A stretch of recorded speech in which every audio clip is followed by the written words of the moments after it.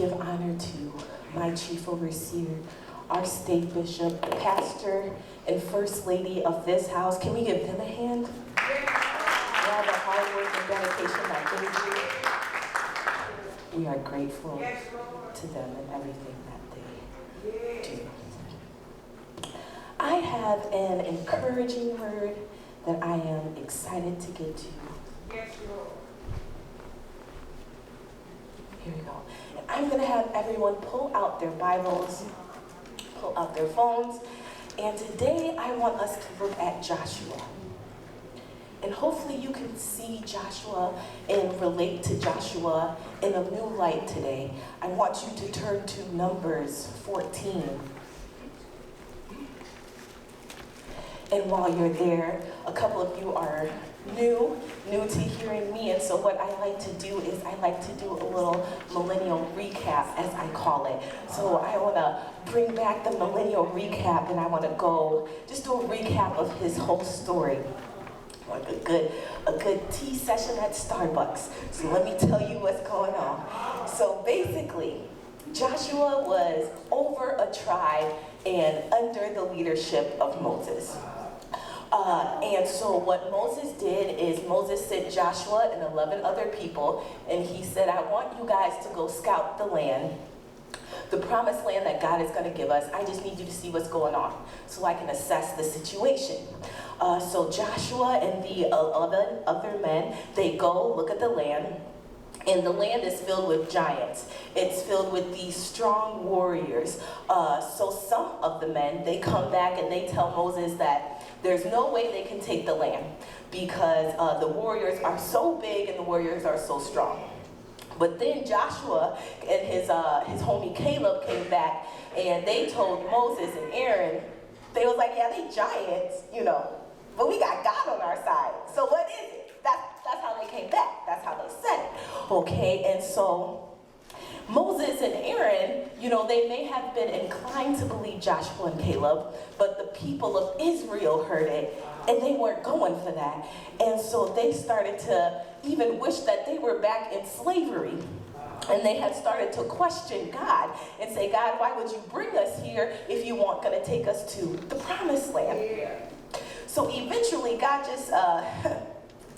the stress gets to Moses and Aaron so bad that Moses and Aaron, they start tearing their clothes off in dismay. Even Moses and Aaron start questioning God.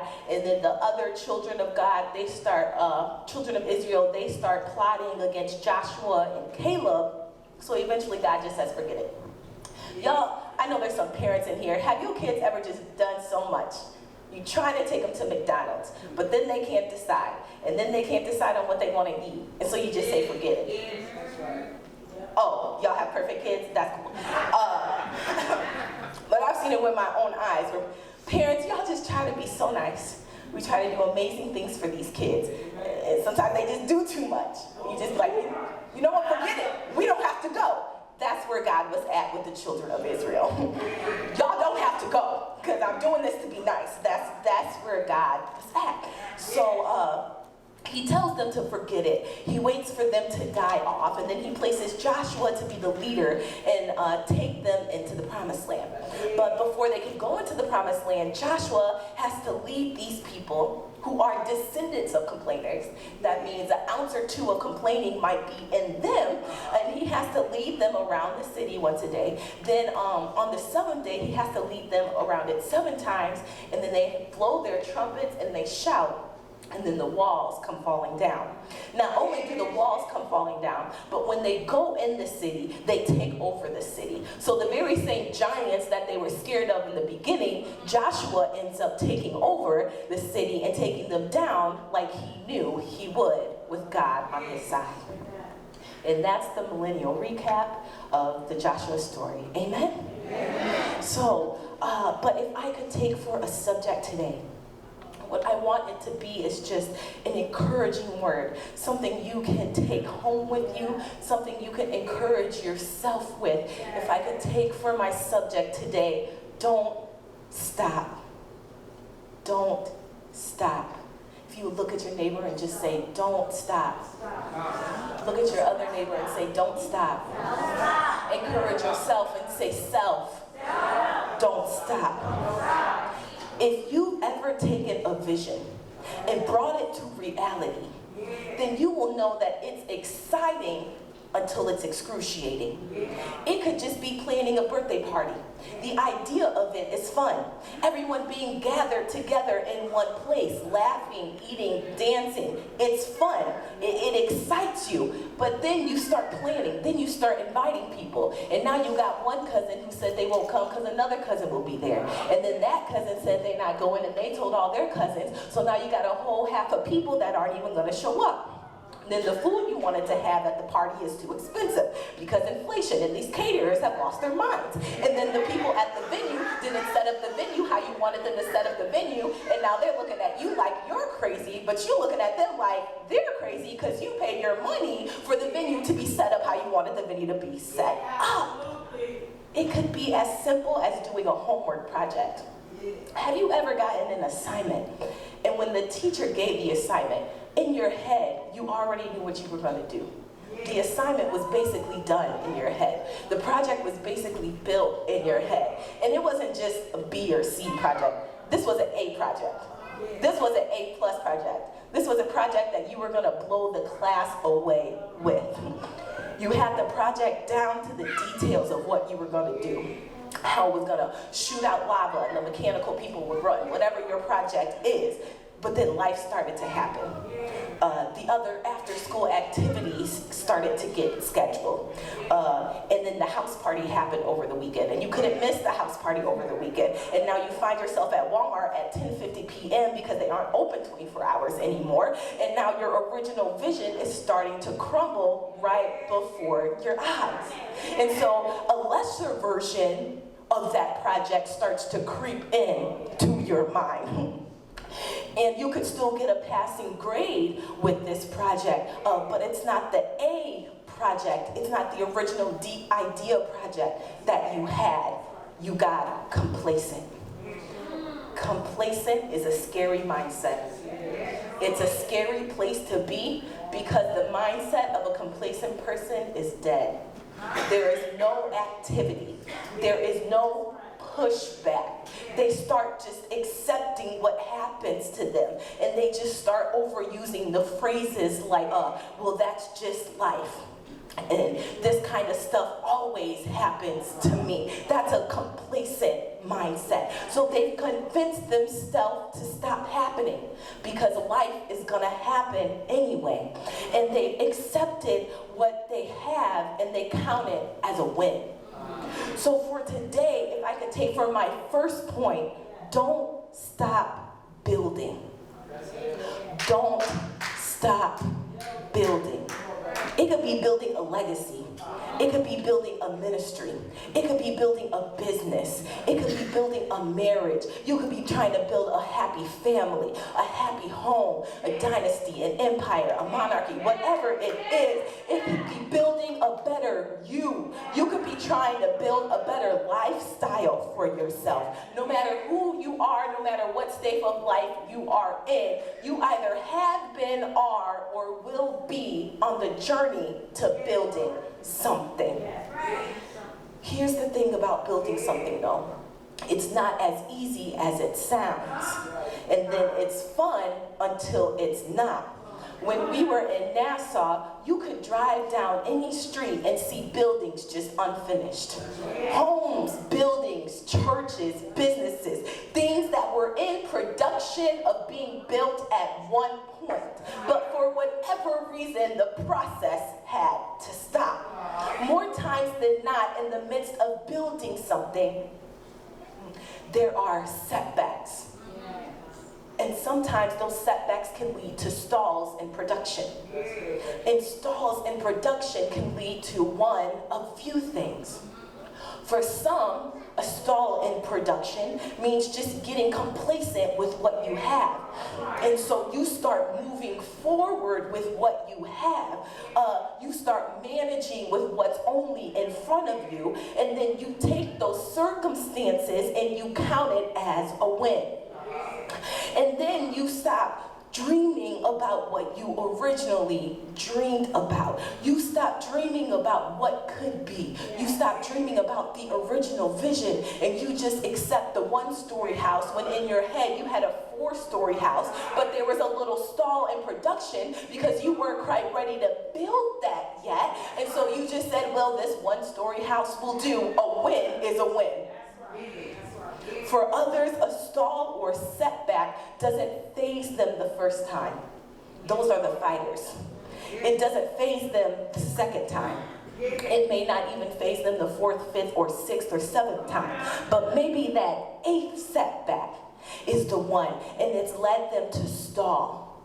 And that stall has gotten them to a point where they've stopped trying because they don't believe anymore that it can be done. They built it and then it fell. They built it and then it fell, and then they built it and they fell. And now they're like, well, why would I build it if it's gonna fall again? And so they're just like, you know what, the vision maybe just wasn't for me. Maybe God didn't want me to do it. Maybe that was just a silly little dream. And some of these things I think I can show you better than I can tell you. I have two volunteers that I'm gonna bring up. Can you have Matthew bring up a chair right here? It's that end one. Sam, can you hand me that chair? These are girls from our Jesus group. Can we give them a hand?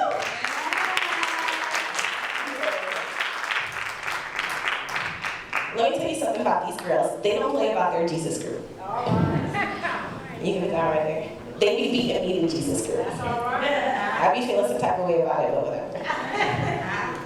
They be in the parking lot doing TikToks, and I'm just driving up like, they want it, and they want it bad. All right, amen. I'm gonna have them, what they're gonna do is they are going to build a pyramid on their laps. Okay, so let's just give them a little encouragement. You can start. Oh, we can start? Yep. Go right ahead. Yeah. Build it. Come on now. There you go, man. Now you can do it. Y'all better encourage them. That is good.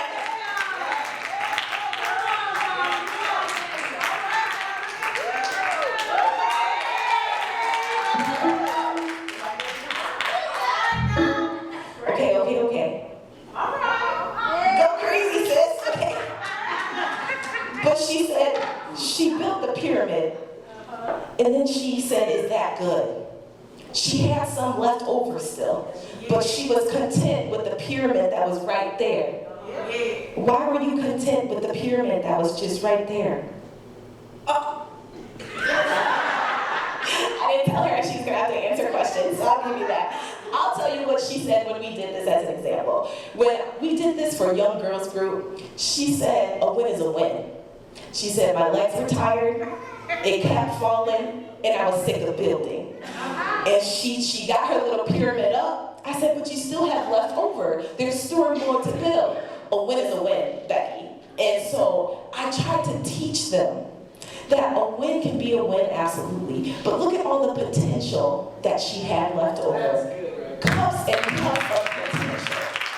That if she had just kept building and just kept failing, but just kept starting, she could have kept building. And look at the potential, the different levels that she could have reached if she had kept building. What's going on over here? You got this, baby.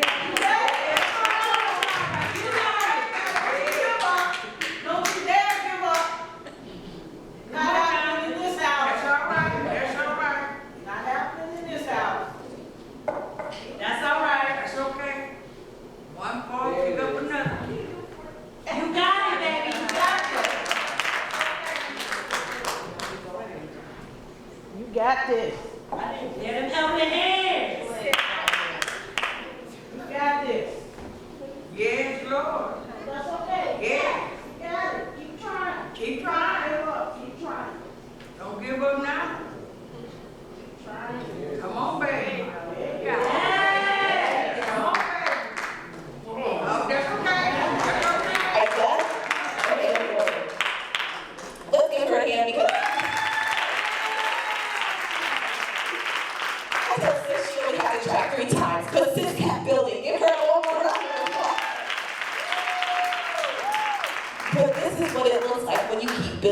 she was more of a fighter than I thought she was a fighter. She went for 6, 7, 8, 9, 10, 11 times. But this is also what happens is when you're building on your own merit, it doesn't matter how many times you start to build and build. Life just was happening. Gravity was taking over. Her legs were getting tired. She even had help from Miss Renee. It was just too much all happening at once. And so eventually she said, enough is enough. Sometimes that happens to us. How many times have we said that about the book that we should be writing? That a win is a win. How many times has God told us to write an album and maybe we started it and it was good enough and we counted that the first song a win as a win? How about the business that he told us to start a decade ago and then we started and we stopped and we counted that as a win? How about the healthy lifestyle that he told us to start living and then we started and we stopped and we started and we stopped? And then we reached the first goal and we counted that a win as a win. How about the therapy that he told us to start going to? The counseling he said you should have got in the first place. You started and it fell. You started and it fell. You started and it fell. So pretty soon you found yourself not starting again. Just complacent. And complacency, let me tell you why it can be so funny. Because we've convinced ourselves at times that our version of complacency is better than the other versions of complacency. Let me explain. Have you ever been in her seat where you at least got something built up? And then you look over at her and be like, well, at least I got something built up. But sweetie, you still have potential left over. Your win wasn't the full win that you had. This is what really us church people look like is, well, if I'm not going to do it right, then I'm not going to do it at all. If I can't start it right, if I can't do it the way I want it to be done, then I'm not going to do it at all. I would rather not do it than for there to be potential left over. Isn't that what we say? I would rather not do it than if the whole world can't hear it, then why would I write it? Why would I sing it? If the whole world can't see it, then why would I write it? I would rather be on a different platform to start it so that I can really reach my full potential. But can I be corny for just 2 seconds? 2 seconds I want to be corny. And I want to have these girls build on maybe a flat surface, a hard surface, a sturdy surface. Go ahead and, let me give you your potential back. Go ahead and build your pyramid. Come on now. Yes. Okay. Look at her. All right. Using all that potential. Yeah. All right. Look at that. Look at my proud, because she used all her potential because she started building on this solid foundation. Can I do one more? That's right.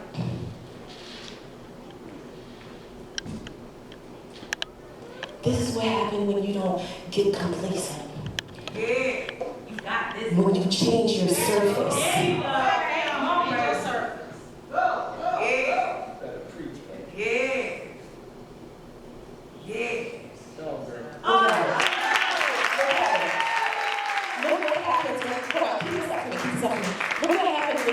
Her surface when she wasn't doing it on her own merits anymore. Sometimes we're complacent and sometimes we can't build because we're trying to build on our own merits. God put something inside of you, absolutely, but you can't do this thing by yourself. God is your solid surface.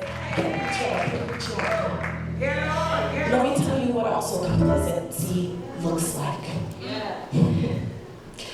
Complacency is being content that maybe you're in a relationship. And maybe complacency is just being excited that you didn't get in an argument for the day. And counting that as a win. Because a win is a win. But building is when a disagreement happens and it doesn't even turn into an argument because you've built communication. You've built hearts of submission towards each other. You built a life together. Complacency in the ministry is just having a of relief when you make it through service without a hiccup. Or you make it through the meeting and God showed up. But building something is pushing through the slip-ups. Sometimes it's removing the hiccups. Sometimes it's stepping where you haven't stepped before. Complacency is seeing a possible obstacle and playing it safe. But building is seeing a possible obstacle and working through it, around it, above it, about it, whatever proposition you need to work it. They laughed at Noah, but he didn't stop building. They said the rain was improbable, but he didn't stop building. They called the boat useless, but he did not stop building. Noah could have reached a certain point of building the ark and said, yeah, this is nice. I'm looking at the rain. It hasn't rained in so long. This is good. A win is a win. And he could have built a little yacht-sized boat for him, his family, and a couple of animals because they were laughing at him. So what if he had just been complacent so he didn't look too wild, but look just wild enough? Sometimes we just want to look just wild enough to where it still makes sense to man, but we end up being disobedient to God. And if Noah had been complacent in his vision, he would have been stuck in his place of complacency with a bunch of big dumb animals on a little yacht with his family and then stuck in that thing for months. But because he refused to be complacent, he was in an ark that was able to float while others were drowning. God's trying to put you in something that maybe drowns others, but it saves you. That's why you have to keep building. Something else with complacency is you will fool yourself into thinking that you are comfortable in your complacency. And the reality is that you are comfortably uncomfortable. I saw this thing where it said, exercising is hard, but being overweight is hard as well. Being unhealthy is hard as well. Getting a degree is hard, but not getting a degree has, its ups and downs as well. Working for the man is hard, but starting your own business is hard as well. Choose your hard. Complacency is staying right there in the middle and saying, you know what, this is okay. You're not okay. In reality, you're suffering because the vision keeps coming back to your head of what could have been. The vision keeps coming back to your head of what could be. And you just keep brushing it away like, no, this is good. This is a win. No, this is fine. This is a win. A win is a win. I got this far. Absolutely a win is a win. But you have so many more wins to go. You have so many more games to play. You have so many more levels to reach. All the places you would go if you would be honest about your complacency. Yeah. Come on now. Yeah. Yes, Lord. You can know you have more in you. You can know that there is more to you. But complacency is the refusal to do more. And maybe someone in here has been complacent for a really long time. And that's okay because I came to remind you, don't stop building. They're talking about you, but don't stop building. They're underestimating you, but don't stop building. You may have to start over, but don't stop building. You may have to let some things go, but don't stop building. You may have to get to new and different materials, but don't stop building. You may have to change up the surface, but don't stop building. If I could just encourage one more person, because sometimes we're not building to get something. Sometimes we're building to get somewhere. I think of how God built Joseph's resume, and he didn't even know it at the time. Educated by his father, building his resume. Learned how to work with his hands as a slave, building his resume. Learned how to lead others as a housemaster, building his resume. He was interpreting dreams in prison, building his resume. I needed her to build this, not so she could have it to hold it, so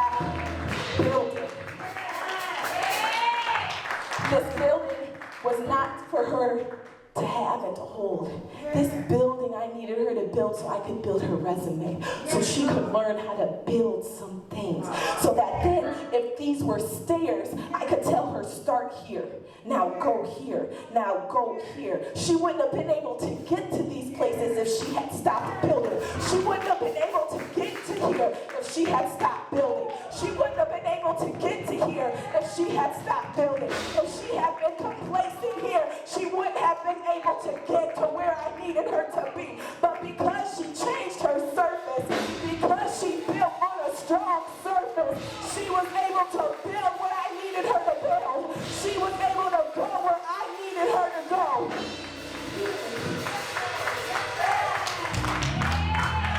Don't stop building.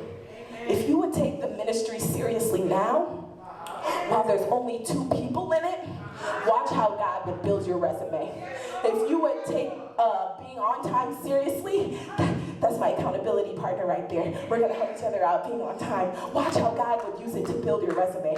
If you would take vacuuming and dusting the church seriously, watch how God would use it to build your resume. If you would just take the associate's degree seriously, watch how God would use it to build your resume. I know the internship is annoying, but watch how God would use it to build your resume. I know being present on a Zoom Bible study may not be the most exciting thing in the world, but watch how God would use it to build your resume. It's a book that no eyes will see, but watch how God will use it to build your resume. It may be a song that only your ears will hear, but watch how God uses it to build your resume. I hear stories in the movie industry all the time. There's all these stories about how before they got their Oscar-winning role, they took this lesser-than role, a little independent film role, but it was through that role that built their resume, that qualified them, set them in the position to get the Oscar-winning role. And then when they got to the Oscar-winning role, they were already ready because of the positions and the resume that they were building. Don't stop building. There's places he wants to take you. Don't stop building. There's positions he needs you in. Don't stop building. It seems like he's forgotten about you. Don't stop building.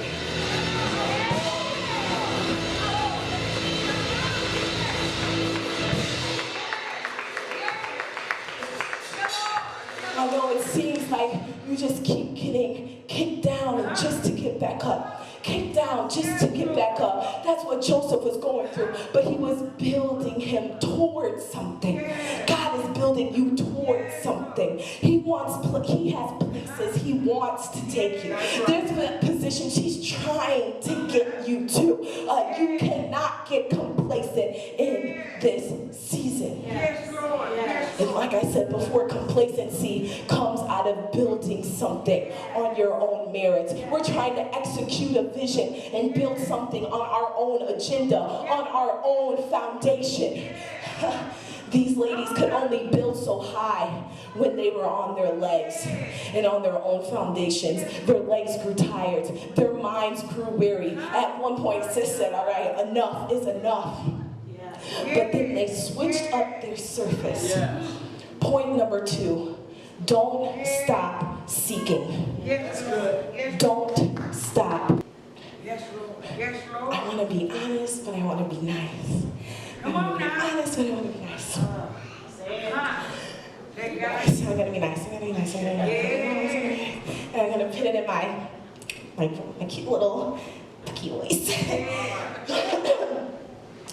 Sometimes we get complacent in our building phase because we've gotten complacent in our relationship phase with God.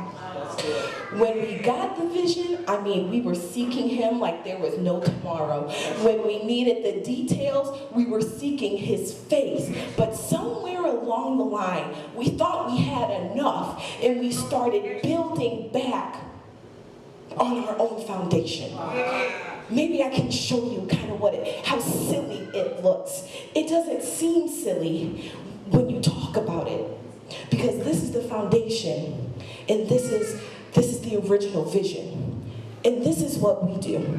Oh, okay, God, that's the vision. Here's the first layer. Say less. So then we start we take it off the surface. Does that make sense? That's what we do when we stop seeking him in prayer, in fasting, and serving, and praising. We start pitting it back on our own surface, and then wonder why things start falling off. And then we wonder why the layers aren't adding up, and now we're just building anything. I stole this idea from her. It seemed really classy. But that wasn't even the original vision. So then we go back to God, like, God, this don't make sense. And then God puts us back in line. And then we seek him a little longer this time because we had that part. So then, oh, okay, God, that makes sense. Yeah. Okay. Yes. And then we get this far, and then we just try to... Do we see how silly it looks yet? This is legit how we look when we go to God for a vision and then start being like, yeah, we got it. Okay. This is how the other leaders, when Joshua and them came back, that's why things were crumbling. It's because those other men had the promise, had the vision, but then they saw something, looked at their own merits and said, oh, we can't do this. How are we going to defeat them giants? They're bigger than us. They're stronger than us. They had put it back on their own surface. They were focusing on the things that they could and could not do. But Joshua said, riddle me this. If God is before us, if we keep God as our surface, I don't understand why we can't take the giants. I don't understand what the problem is. Because with God before us, no man can be against us. Joshua stayed on the right surface. Don't stop seeking him. Don't stop seeking him. You can't slack off in the way you slack off in serving if you were serving when you got the vision. Does that make sense? You can't stop seeking him in prayer if you got the husband through prayer. You can't stop seeking him through fasting and praying if the promise came through fasting and praying. You can't stop praising if you made it through the storm by praising. If you made it through the storm by praising, then you ought to keep on praising. Do not stop seeking. We're lost and confused because we stopped seeking. We're in a place of complacency because we stopped seeking. The vision became bleak because we stopped seeking. Seeking God doesn't mean that the weapons won't form. Seeking God means that the weapons won't prosper. Seeking God means that if it does get dark, God is your light. If it does get dark, God is before you. Noah was able to build the ark because the word said he was in communication with God. That's why God was able to, that's why God sought him out. It's because he had been seeking God out. It said in the word that while others were, let me paraphrase my millennial way, others were living their best lives, Noah was seeking out God. God was able to keep building Joseph's resume because every step of the way, Joseph kept seeking God. He sought to please him. He sought to honor him. He sought to live a life pleasing to him. Don't stop seeking him when the rain comes. And then don't stop seeking him when the rain stops. Don't stop seeking him when the rain blows, when the wind blows. And then don't stop seeking him when the wind stops. And then I want to show you one more thing. Because I know some of you was like, why would you have me turn to Numbers 11? Numbers 13, and we haven't gone to it yet. I was building to it. I was going to it. You see what it's there? Yes, Lord. Trust. That's good. She trusts me. Okay, let's go to Numbers 13. Numbers 13. I want you to get a big picture of Joshua. In this chapter, we're introduced to Joshua. If you, depending on which version you have, if you read through those names, when you see Hoshea, son of Nun, that's Joshua. That's just his name before his name. Okay, so this is where we see Joshua. This is where his story begins. Now swipe or turn to the next chapter. Numbers 14. Okay. Now, in this chapter, Joshua had his first hiccup. That's when the people of Israel started to question him. But he kept building when he said, we can take these giants with God on our side. Joshua didn't see the promised land and say, man, I got this.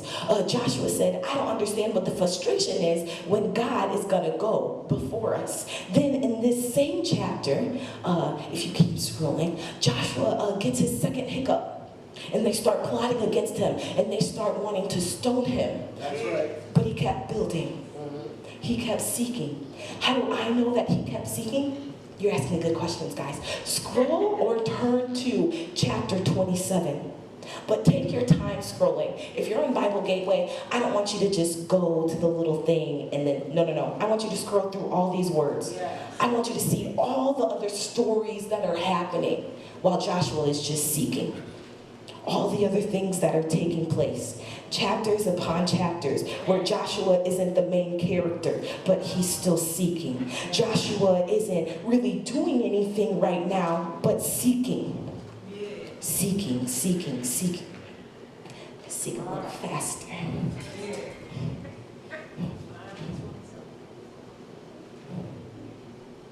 Okay, seeking. And then we get to chapter 27. Go to verse 18. This is how I know Joshua was seeking. Because in my version, after the Lord has told Moses that he's no longer the one to take people into the promised land, he then replies in verse 18 and says, take Joshua, son of Nun, who has the Spirit in him, and lay your hands on him. Let me tell you something. The only way to have the Spirit in you is if you seek that Spirit out. I'm talking about the Holy Spirit. I'm talking about God, the Trinity, the three in one. For that to develop in you, you're going to have to seek that thing out. That means Joshua was seeking God. He was doing something where he went away. Other stories were happening. We went through chapters upon chapters upon chapters, but he was in a position enough. He didn't stop seeking God so he could be in a place that when it was time to take the people in the promised land, he was filled with the Spirit that he needed in order to do it. He had sought God out enough that God had now sought him out. That's good. We don't see Joshua for 12 chapters. I mean, it's like he's a blip in the whole story. He's a side character. He's a guest character at this point. But because he wasn't the main character, and because he was still seeking, sometimes we just seek when we have to be in front. Sometimes we seek when we want the spotlight. We love to serve when it means people going to see us serving. We love to do something where we're going to get a thanks, you're welcome, or you know what I'm saying. But Joshua didn't stop seeking for 12 chapters. And then when it was time for someone to be appointed to take them into the promised land, Joshua was ready because Joshua kept seeking. He was filled with the Holy Spirit because he kept seeking the Holy Spirit. Now, Joshua is chosen. If it were me and I was chosen, it's going up. You know what I'm saying? We going into the promised land right now. He just told me I was taking y'all. Let's go. Let's load in the cars. And I know we can do it. And I've been having this confidence since I saw those giants. I've been ready to take those giants down. And now I'm chosen. Let's go. But that's not what Joshua does. And that's why Joshua's better than me. Because then keep scrolling. We don't really see Joshua. Keep going. Next chapter, we don't really see Joshua. We don't see Joshua. We don't see Joshua. We don't see Joshua. Rebekah, why not just take us to the next chapter that he's in? Because I want you to see what building looks like. Joshua had been chosen. He was chosen. Do you know what it means to be chosen? It's you. You are the one. This is your time to shine. But he had been chosen, but still God put him under Moses because he still had some things to build. Don't get a big head once you're chosen and think that you can build on your own. We get chosen and called into things and then yeah, this is it. I was built for this. I was born for this. I was ready for this. No, absolutely. But you can't build and go from this. If you take off where you are, you're going to stay right where you are. But let God build you a little bit. Joshua had to build his leadership a little bit. Joshua was only the leader of Ephraim, if I'm not mistaken. He was not over 12 tribes. He was over his one cute little tribe. When God's about to take you, it's not going to be like where you are now. You're going to be over a lot more. You're going to be doing a lot more. So he has to teach you time management. He has to teach you how to serve when no one's looking. He has to teach you how to go through a storm. I like Joshua's story because the building process, it started happening 2 whole books before the promise was received. You may think that God has forgotten about you. Yes, Lord. Yes, Lord. But I've come to let you know that God, Come on now. He's just got you in some building chapters right now. Joshua had to build some things while he was under Moses. He's got you in a place where you've got a leader where you can start building some things. You've got a leader that'll teach you how to love your spouse. You've got a leader that'll teach you how to raise your family. You've got a leader that'll teach you and let you lead. Some of these leaders out here don't let you do nothing, but you are under a Moses, someone who is going to let you build, who's not going to prohibit you. Later it said, and when we got to the book of Joshua, it said, remember everything that Moses taught you. That means Joshua had been under someone who was teaching him something.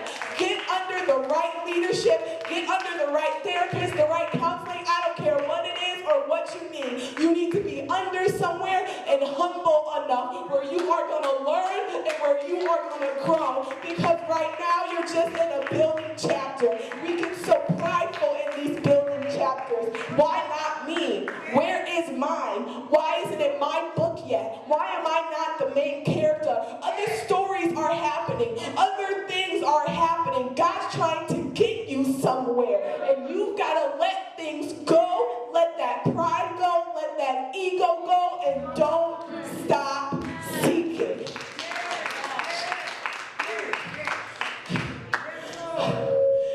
It may not be your chapter, but just keep building. He built through the book of Numbers. He built through the book of Deuteronomy. And do you know what book comes after Deuteronomy? The book of Joshua. All you got to do is get through your Deuteronomy season, where God confirms it all for you. Someone's in their Deuteronomy book right now. I came to let you know that this is a confirmation that the promise is still on the way.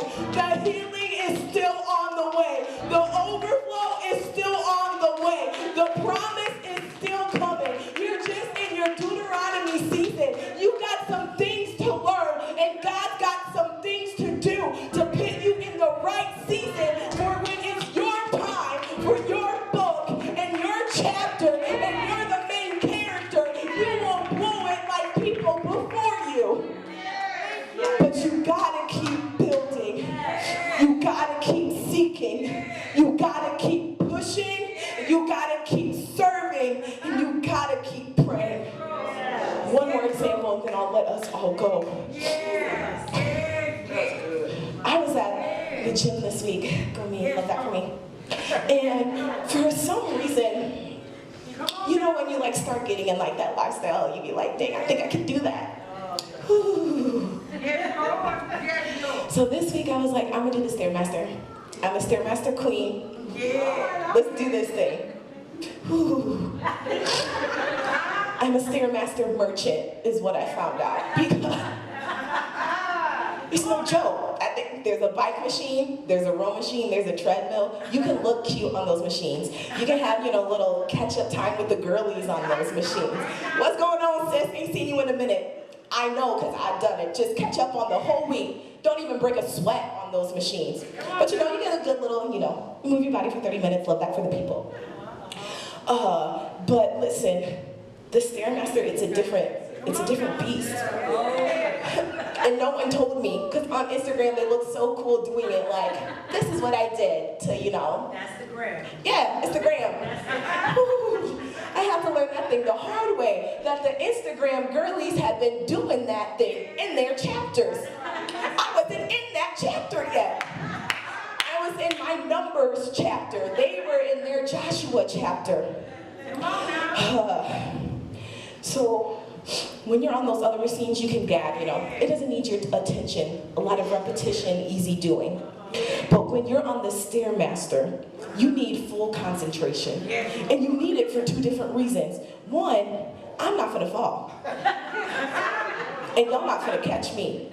And I'm not gonna become a TikTok viral. So I'm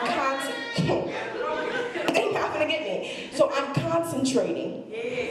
But the second reason is, you know, the real reason, you need all your energy and focus to be on your mind, convincing your body not to quit. I had gotten to the point of the workout where thinking wasn't good enough.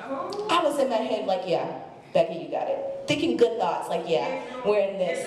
We're Stairmaster queens. I had got to the point where thinking wasn't good because then other thoughts were like, are you though? Because you're dying on the inside. My muscles started speaking like, I don't think we're queens yet, maybe princesses. My lungs started saying, I don't think we're princesses yet, maybe a housekeeper. My heart started just saying, stop. You gotta stop at some point. You're not there yet. It's not your chapter. And so after a while, the thoughts started taking over. But then I had to start talking to myself. I said, no, Becky, don't stop. A man on the elliptical in front of me turned around and thought I was crazy, but I was building towards something. He was on the cute elliptical. You can think I'm crazy when you're doing something easy, but I was building something. I was trying to go somewhere. I said, no, Becky, you got this, you got this, you got this. I went back to focusing on my breathing, and then I had gotten to a good pace. Once I had started talking to myself, I said, you got this, okay, yeah. I had reconvinced my body that we could do this, and I had to start breathing again. Talking is a lot of effort. Have you ever tried to work out and talk? Don't do it, you will die. So I was like, okay. I went back to breathing. And then the thoughts crept up again. And they said, we're not Stairmaster queens anymore, merchants, princesses, all those stuff. So I had to talk to myself again. But this time I started talking directly to the reasons why I wanted to quit. I started to say, you got it, Beck, you're fine. Your legs aren't gonna give out on you, Beck. You won't fail on this thing. You won't fall off the, y'all think I'm playing, I'm so serious. This is why I like to work out by myself, because sometimes you gotta encourage yourself. I said, Becky, you're not gonna fall off this thing. Becky, you're fine. Becky, you're okay. Becky, just 2 more minutes. And I had gotten to the point where I had been talking to myself so much that I was almost to my destination. And I said, if speaking life into myself had gotten me this far, then I might as well speak life into myself the rest of the way. And so I finished this thing off like, yeah, we did it, Becky. Yeah, we're Stairmaster queens, Becky. That man thought I was so crazy, but I was building something that he wasn't building. And I had to talk to myself to get myself to a point. I said, Becky, don't quit. You are in this. I'm not qualified to be your fitness coach, but I think I'm qualified to be your dream coach, to be your vision coach. Allow me to talk to you and encourage you and say, baby, you got this.